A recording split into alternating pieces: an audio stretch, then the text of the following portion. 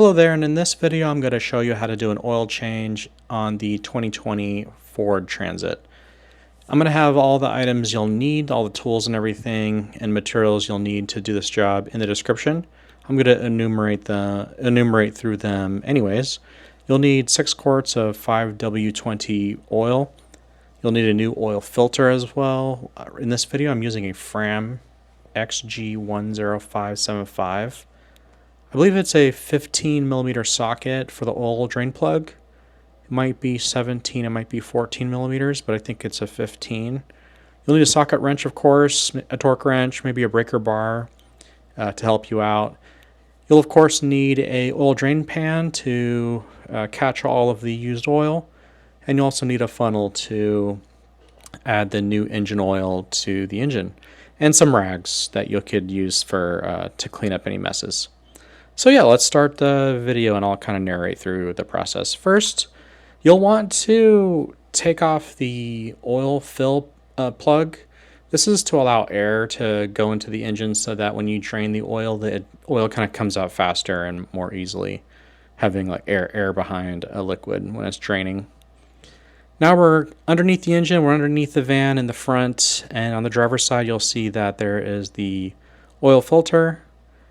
And kind of on the passenger side towards the back, I'm touching it now. This is the oil drain plug, which I believe is, like I said earlier, I think it's 15 millimeters. I'm kind of just checking here. I did this job a couple days ago, so I don't really remember. But first, what you'll do, or next, I should say, what you'll do is you'll take off the oil filter. You could also take off the oil drain plug. It doesn't really matter which order you go in. For some reason I chose to take off the oil filter first. But take that off. It might be difficult. There are specialized tools to get this off if it's really stuck on there. But somehow remove that.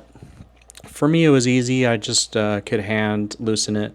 And then you could set that aside. You could throw that away, dispose of that. So now what you'll want to do is take a rag and clean up the mating surfaces where the oil filter is going to be located. And just to make sure there's no debris between the oil filter, the gasket, and the engine itself.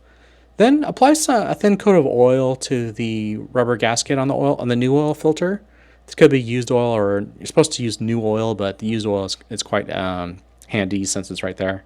Screw that on and hand tighten that oil filter so it's hand tight. You could use, you can just tighten it as much as you can really by hand, and that should be very sufficient. Then use a rag and kind of clean it up, make sure there's no oil kind of dripping.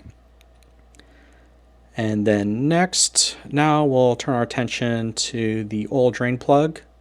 Take your, I think it's a 15 millimeter socket and your breaker bar, and make sure you loosen the bolt, lefty loosey, righty tighty sort of thing, or if you want to think about it, it's counterclockwise to loosen and clockwise to tighten. So loosen that up, and the oil will shoot out, of course. So you'll need your drain pan to capture that. Let that drain out for a good 15, 30 minutes, or however you want to wait. Usually I'll wait until the drips are kind of, you'll see it in this video, like drip, drip, drip kind of thing. Maybe a couple drips per, like a 1 drip per second kind of rate. And then what you'll want to do is, with the new drain plug, kind of clean up not the new one, but your old drain plug. Clean it up a little bit with your rag and put a new drain plug washer on there, or gasket.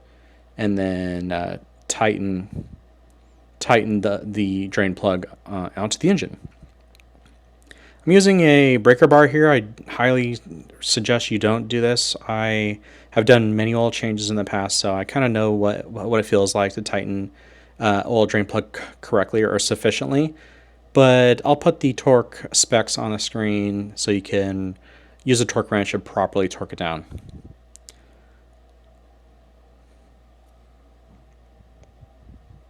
Once that is tightened and torqued securely, then just take a rag and kind of clean it up so you don't have any oil dripping or anything like that. And then I just check the oil filter, make sure it still exists, still installed. So now, yeah, insert your funnel, and then we want to add 6 quarts of new oil. What I would probably suggest is add 5 quarts and then check the oil level with the dipstick. And then it'll probably read as low, and then you could add another maybe half quart to a quart. I would probably do a half quart, honestly.